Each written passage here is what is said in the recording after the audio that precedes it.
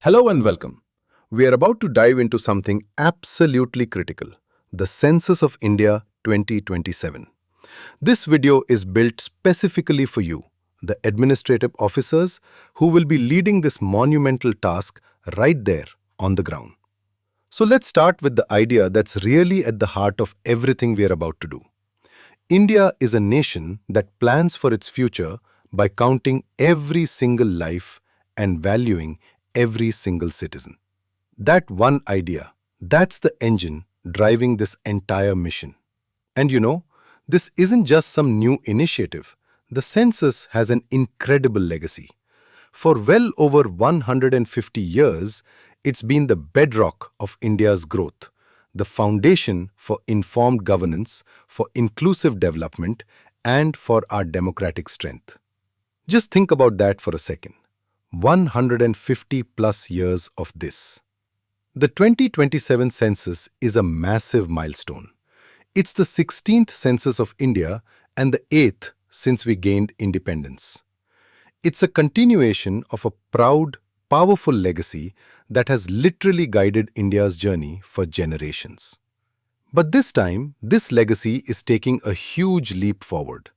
For the very first time, India is going to conduct the census using digital means. Now this is a game changer. We are talking about secure mobile apps and self-enumeration, which allows citizens to participate directly. This whole digital approach is going to boost efficiency, accuracy, and get us the data faster, all while making sure everything is inclusive and totally confidential. But what's the point of all this data? How does it actually turn into action?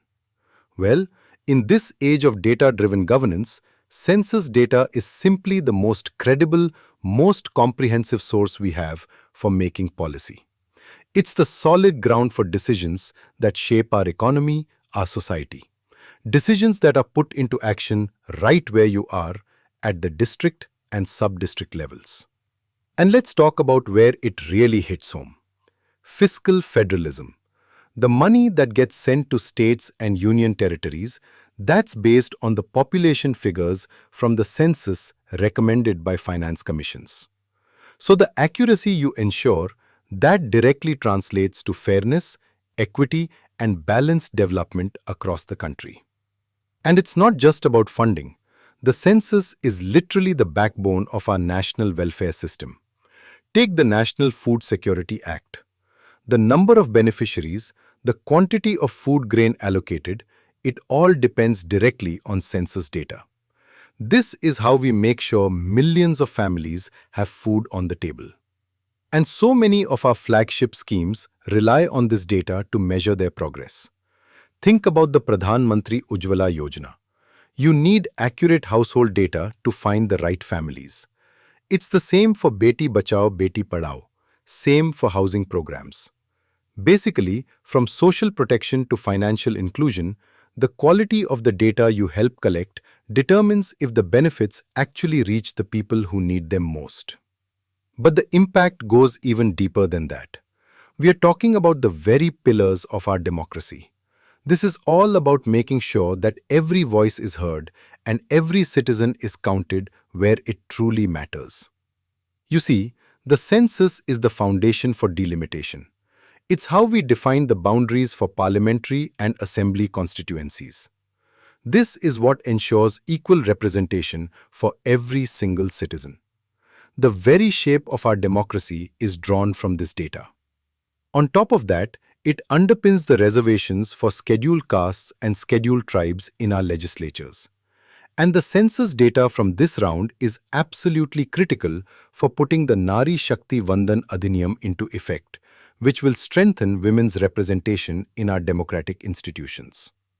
Okay, so with all that in mind, how are we actually going to do this? There are two phases of census. The first phase is called House Listing and Housing Census, or HLO.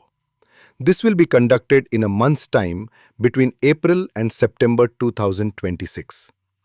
After that comes the main event, the population enumeration in 2027. Let's look a little closer at each of these phases. So, Phase 1 is all about laying the groundwork. It's the house listing and housing census happening in 2026. Think of this as creating the ultimate master frame, the map that ensures not a single household gets missed when we do the main count. And then, in February of 2027, we move to Phase 2, the population enumeration. This is the big one. The goal here is to capture a perfectly accurate snapshot of our entire nation at one single moment in time. Now, it is so important to remember that this whole thing isn't just a government program. This is an exercise carried out under the highest legal authority, empowered directly by the Constitution of India. So what does that mean in practice? While we are operating under the Census Act of 1948 and the Census Rules of 1990, these are the laws that give us the authority, that guarantee the confidentiality of every piece of data, and that are designed to protect the public's trust in this process. Okay, so that brings us to the most critical piece of this entire puzzle. You. The success of this national duty has been entrusted directly to you and the district or charge administration that you lead. Let's be crystal clear about this. As principal census officers, district census officers, and charge officers, you are legally designated as public servants for the entire duration and purpose of this exercise. Your leadership, your dedication, your integrity, that's what will make or break the quality of this census data. Effective training, close supervision, digital monitoring through the CMMS, and being ready for timely field intervention. These things aren't just optional. They are the essential responsibilities that have been entrusted to you. So please, don't think of Census 2027 as just another administrative task.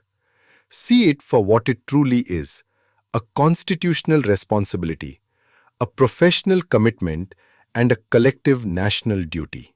Because at the end of the day, it all comes down to this. The accuracy of the work you're about to do will directly shape India's development policies, our democratic representation, and our welfare programs for the next 10 years. The foundation for our nation's future is being laid. Let's keep this vision in mind. Janganana, Samruddhi, Samajasya, Census, Prosperity, Society. Thank you.